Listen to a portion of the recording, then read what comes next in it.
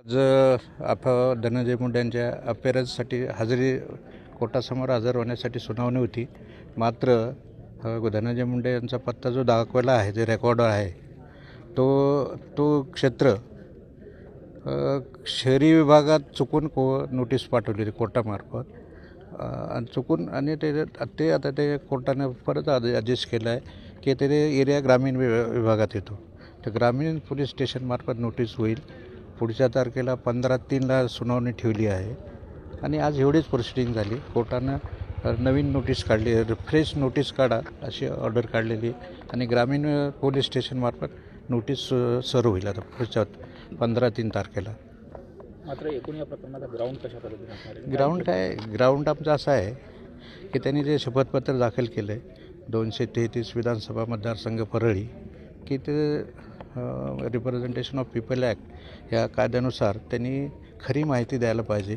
स्वतःचे asset, liability, एकत्र कुटुंब, त्यामध्ये त्याचे प्रॉपर्टी, असे सगळे डिटेल द्यायला पाहिजे होते. पण धनंजय मुंडे यांनी 2019ला जे इलेक्शन झालं त्याच्यामध्ये करुणा मुंडेच्या दोन्ही मुलाचा उल्लेख नव्हता, करुणा मुंडेचा नव्हता.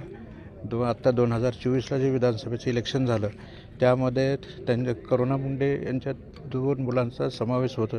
त्यांनी शपथपत्राचा उल्लेख केला आहे, मात्र करुणा मुंडेचं कुठं नावाचा उल्लेख केलेला नाही.